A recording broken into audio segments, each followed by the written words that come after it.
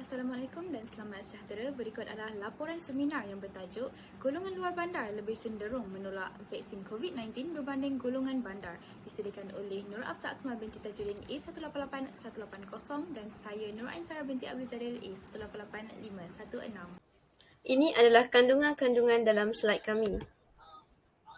Pertama sekali, apakah itu COVID-19? COVID-19 merupakan satu wabak penyakit yang disebabkan oleh sejenis virus coronavirus yang menjangkiti saluran pernafasan dan menyebabkan sebuah penyakit yang disebut sebagai SARS-CoV-2. Wabak ini tersebar dengan mudah melalui udara.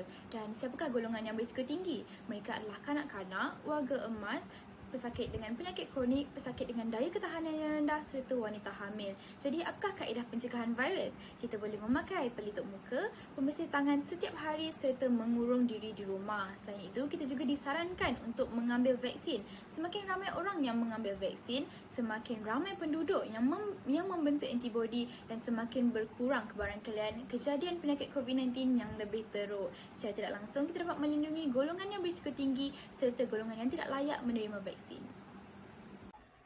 Antara objektif seminar ini dijalankan ialah untuk mengkaji punca terhadap penolakan suntikan vaksin COVID-19 dalam golongan luar bandar.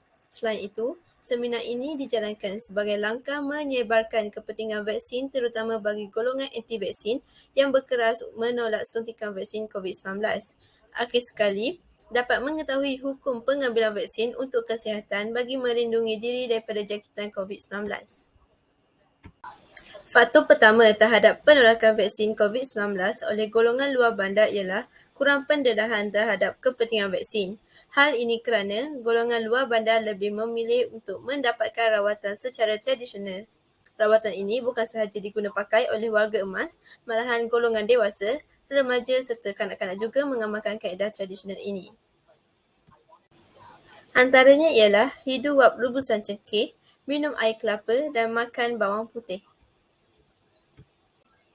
Dalam rawatan tradisional, cengkeh digunakan sebagai bahan untuk merawat selsema, sakit tekak dan batuk. Walaupun tiada kajian berkaitan rawatan tersebut, namun ia mempunyai keberkesanannya. Orang ramai dinasihati supaya berhati-hati jika menjeduk wap panas cengkeh kerana wap tersebut boleh menyebabkan keradangan pada paru-paru. Seterusnya, campuran air kelapa dengan garam atau madu dikatakan juga dapat membantu menghindari daripada jangkitan COVID-19. Walaupun buah kelapa kaya dengan pelbagai zat dan mineral, tiada kajian yang menunjukkan bahawa ia adalah penawar COVID-19. Meskipun begitu, air kelapa dapat membantu mengurangkan demam yang dialami daripada kesan sampingan mendapatkan vaksin COVID-19. Dengan pengambilan bawang putih sama ada dimakan atau diminum air rebusan bawang putih, sebenarnya tiada juga kajian spesifik yang menunjukkan bahawa bawang putih dapat menyembuhkan daripada jangkitan COVID-19. Namun, bawang putih mampu meningkatkan tahap keimunan seseorang. Faktor yang kedua ialah terpengaruh dengan berita palsu melalui media sosial. Pada 4 September 2021, Astro Awani membuat liputan terhadap sekumpulan imam dan Bilal Kota Baru yang enggan menerima suntikan vaksin COVID-19. Mereka dipanggil oleh JAKIM untuk menjalani sesi kaunseling. Datuk Ahmad Marzuq Syahari menjelaskan bahawa sesi kaunseling tersebut adalah untuk menerangkan tentang kepentingan pengambilan vaksin serta memberi penerangan kepada golongan terbabit bahawa vaksinasi tidak membawa keburukan. Beliau juga berkata bahawa sesetengah negeri kelompok sasar yang tertentu yang menolak vaksin kerana terpengaruh dengan dakwah dan juga propaganda sesetengah pihak. Beliau menegaskan supaya tindakan yang sewajarnya perlu diambil dengan memberi penerangan dan penjelasan termasuk mengadakan kaunseling dan bukannya dari segi tindakan undang-undang. Sultan Selangor Sultan Sharafuddin Idris Shah yang menzahirkan rasa duka cita terhadap 95 guru agama, 17 pegawai masjid serta jurul nikah yang menolak suntikan vaksin COVID-19 walaupun negeri itu mencatat bilangan jangkitan harian yang tinggi. Pengambilan vaksin bagi mencegah penularan wabak COVID-19 yang disebabkan oleh virus SARS-CoV-2 adalah diharuskan. Namun, sekiranya terdapat keperluan mendesak, hukum bagi pengambilan vaksin jatuh kepada satu kemestian dan setiap rakyat haruslah mematuhi peraturan-peraturan yang telah ditetapkan oleh pihak berkuasa bagi meningkatkan imuniti dalam badan bagi melawan virus tersebut. Peratusan pemberian vaksin bagi golongan yang menetap di luar bandar menunjukkan angka yang lebih rendah berbanding golongan yang menetap di bandar. Secara umumnya, kita mengetahui memang terdapat kawasan luar bandar yang terletak benar-benar jauh daripada kawasan pusat bandar dan seperti yang semua maklum, fasiliti di kawasan luar bandar ini sememangnya terhad dari segi pusat pemberian vaksin PPV, dari segi pengangkutan, teknologi dan tenaga kerja. Jadi bagaimanakah hal ini menyumbang kepada jumlah pemberian vaksin yang rendah? Baiklah, dari segi PPV yang terhad, hal ini menjadi kerisauan penduduk apabila fasiliti seperti klinik kesihatan melakukan pemberian vaksin dan juga ujian saringan kesihatan di tempat yang sama. Ini meningkatkan risiko individu gejala dan kontak rapat untuk menyebarkan wabak penyakit kepada orang yang sihat. Seterusnya, daripada segi pengangkutan pula, tiada kemudahan pengangkutan untuk ke sesebuah PPV. Apabila tiada PPV yang terdekat, golongan ini terpaksa mengeluarkan sejumlah wang dan berkorban waktu yang lama untuk bergerak ke PPV yang biasanya terletak di kawasan bandar.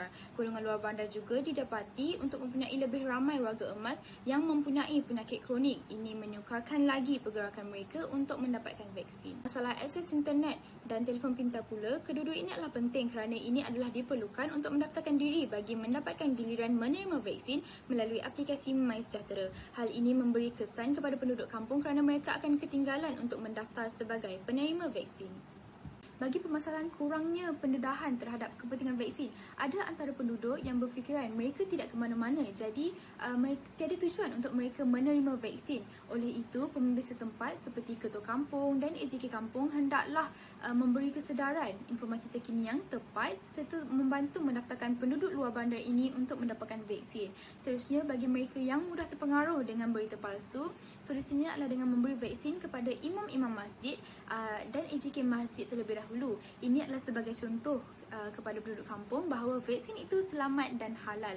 Imam masjid ini mereka dihormati oleh orang kampung. Walaupun ada yang lebih muda, tetapi golongan warga tua ini sangat menghormati imam atas dasar ilmunya.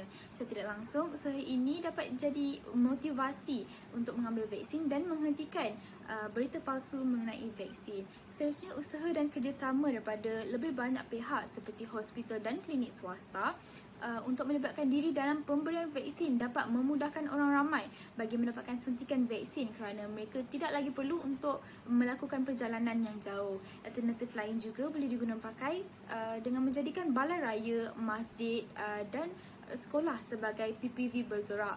Dan akhir sekali, pelbagai cara telah diusahakan seperti melaksanakan Standard Operating Procedure SOP, Perintah Kawalan Pergerakan PKP dan program imunisasi COVID-19 kebangsaan PIK sebagai inisiatif untuk mengekang penularan COVID-19. Kerajaan, masyarakat atau whole of government and whole of society approaches hendaklah digunakan pakai, yang mana melibatkan berbagai kementerian, agensi kerajaan negeri, badan bukan kerajaan NGO, swasta dan anggota masyarakat, yang mana mereka bersama-sama memastikan program-program ini mencapai maksud. Sekian saja daripada kami. Terima kasih.